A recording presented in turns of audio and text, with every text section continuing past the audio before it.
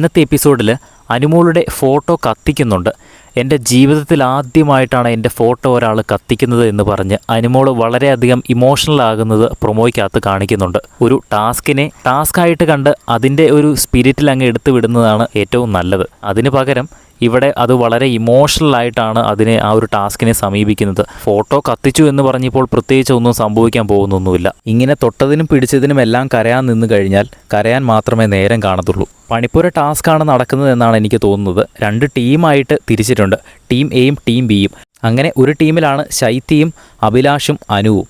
അനുമോളുടെ ഫോട്ടോ കത്തിക്കുന്നത് അനുവിൻ്റെ ടീമിലുള്ള 2 അംഗങ്ങൾ തന്നെയാണ്. അനുവിൻ്റെ ഫോട്ടോ കത്തിക്കാൻ ബിഗ് ബോസ് ആണ് അനൗൺസ് ചെയ്യുന്നത്. ആ ഒരു ഗെയിം എങ്ങനെയാണ് എന്നത് കൃത്യമായിട്ട് പറഞ്ഞിട്ടില്ല. അത് ലൈവിൽ കാണിക്കുമ്പോൾ തന്നെ നമ്മൾ അപ്ഡേറ്റ് ചെയ്യുന്നതായിരിക്കും.